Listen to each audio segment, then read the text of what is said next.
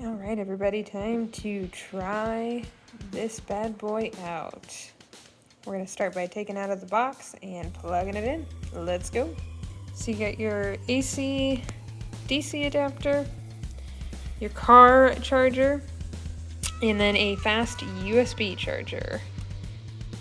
And then your instruction guide. So as you can see, it has all of the radio channels up to channel 7. It has the NOAA button. That's your weather. And we're gonna plug it in. Let's see what happens.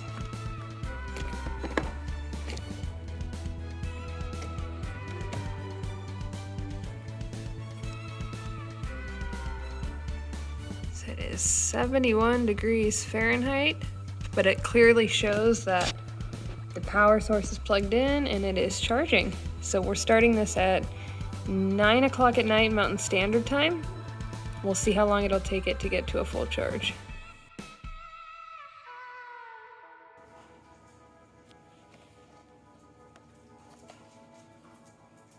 All right, guys, first test. We are powering an air pump for this floaty so the kids can go down and slide down the dunes. All right, let's check it out.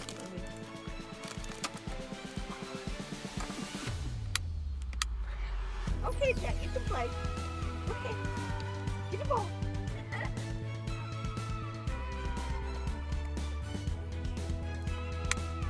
How did that happen? I don't know.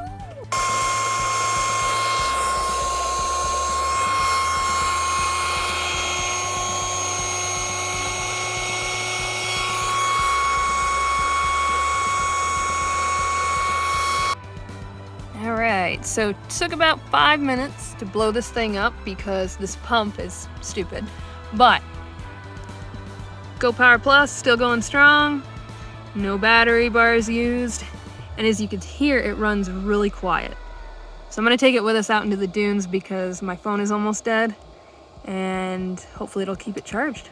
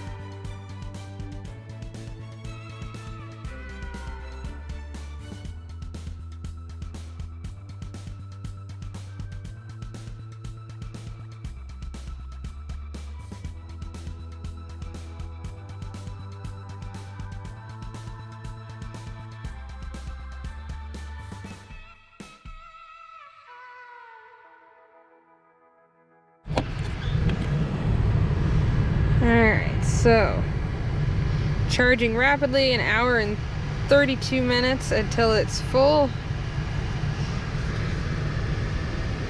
This thing is on, good to go. Still full charge. We'll see if it really only takes 1.5 hours to charge it on this baby.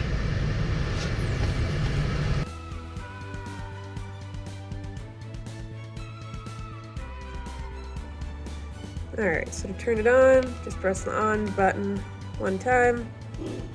You can see it says what temperature it's at, what battery power is left. Turn it off with 1 push. If you want to turn it on and turn the light on at the same time, then you just hold down the power button. Light is super bright. And then to turn this guy on, you just have to press the AC button. Alright, so checking out the weather radio.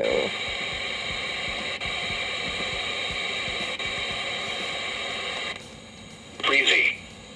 Lows in the upper 30s to lower 40s. West winds 15 to 25 miles per hour, becoming north 10 to 20 miles per hour after midnight. Gusts up to 35 miles per hour.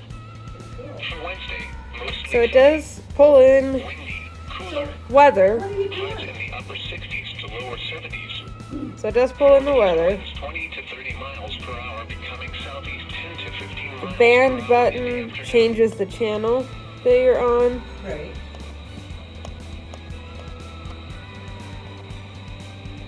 15 miles per hour.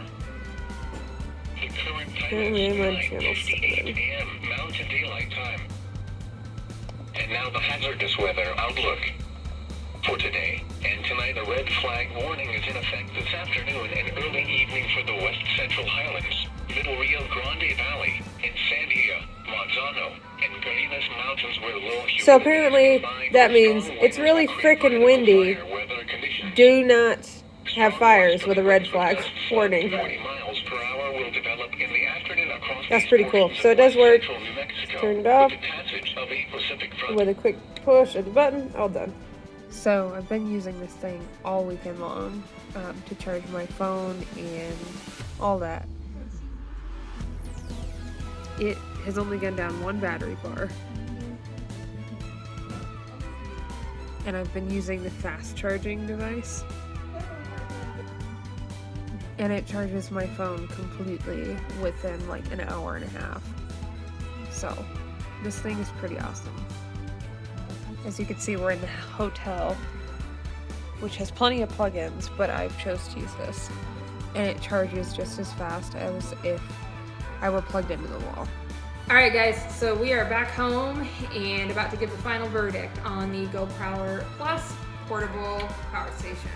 So it does only have about 120 watt DC output and then about 100 watt AC output. So I would not recommend this for, you know, the hardcore nomads out there or the full-time van lifers that, you know, have a lot of stuff to power on it. However, I do think that it would work good as like a backup device for you. Like if you wanted to take some stress off of, you know, your Jackery or whatever it is that you use and use it to power your phone or, you know, your small appliances, I think that that would work great. We were gone for a total of 4 days and I used it to charge my phone that entire time. I didn't rely on the wall outlets in the hotel at all. By the time we got back, it was down to about half a battery. So 4 days, only used half a battery.